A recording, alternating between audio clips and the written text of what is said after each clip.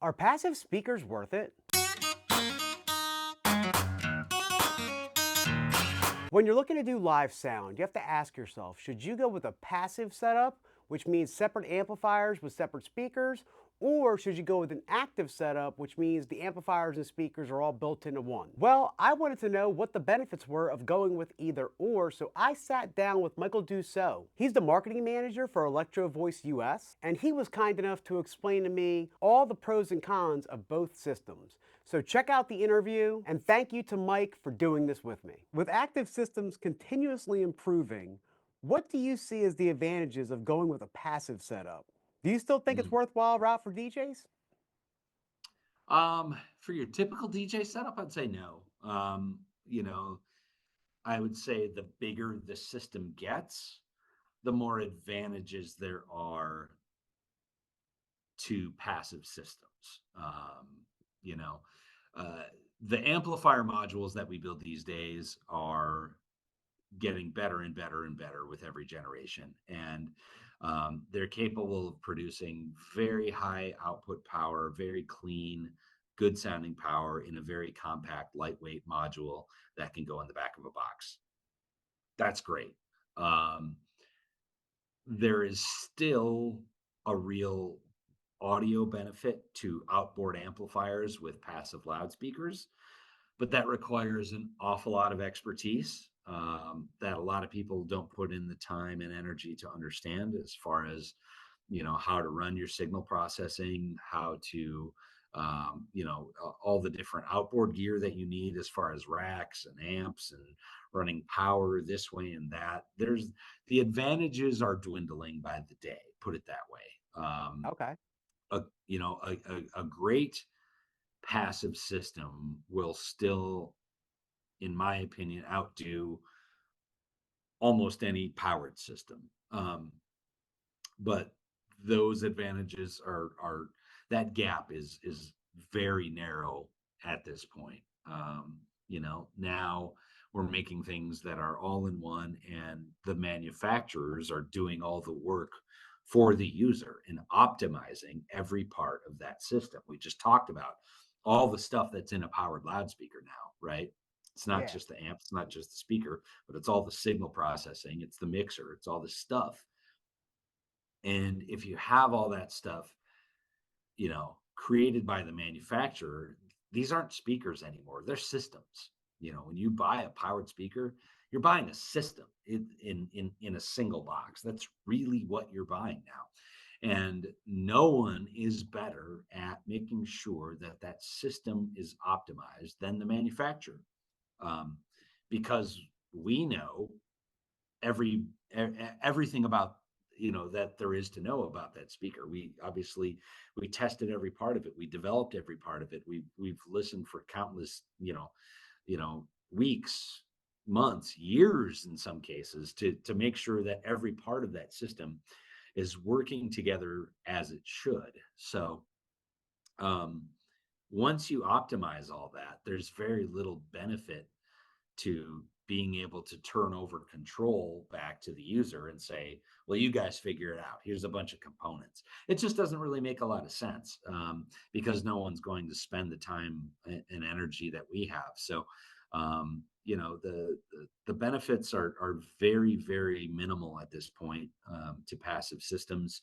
Um, you know, Even at the highest levels, even if you look at concert sound, even some of the biggest touring systems on the planet right now, are powered systems. Really? Not all. Yeah, yeah, absolutely. Meyer especially is probably the class leader in that. They do incredible stuff. But yeah, I think the vast majority of Meyer's stuff is powered. And Yeah, it's fantastic. You really you can't argue with it. So even at the highest levels, and I think you'll see that more and more.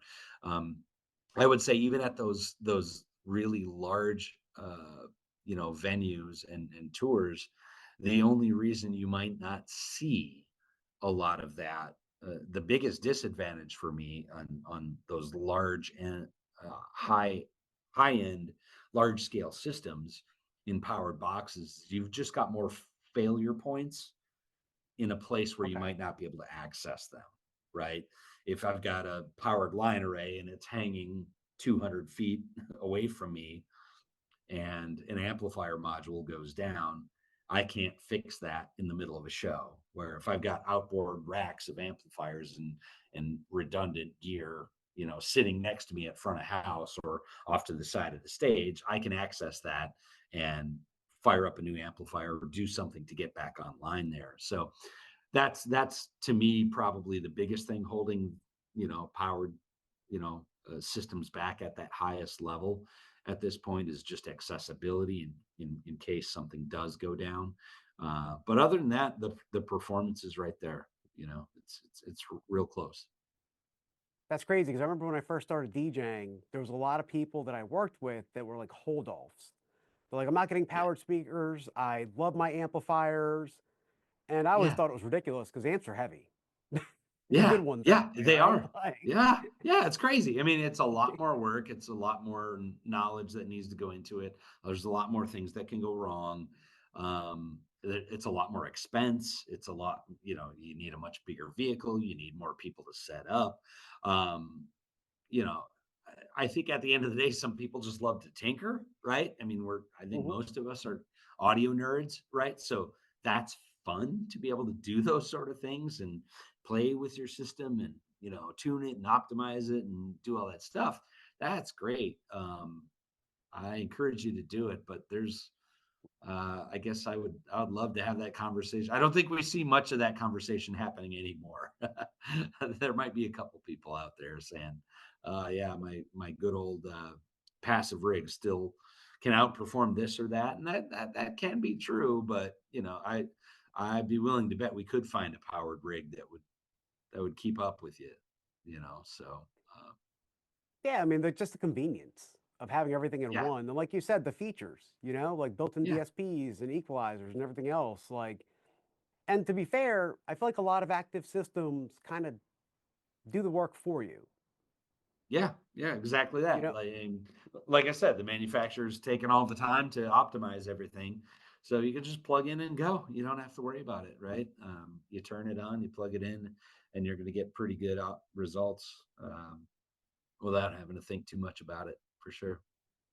yeah, I can tell you that I'm in the camp of I don't want passive ever. Yeah, I, not I again, just not again. no, No, not again. My yeah, first system was a we've been there, passive did that. system. Yeah. Yeah, I mean, that's just look, it's an evolution of how things have changed over 20 years. The tech has gotten better and smaller and lighter and cheaper and faster and better in every way. So why not utilize those things? The in my mind, uh, the pros far outweigh the cons.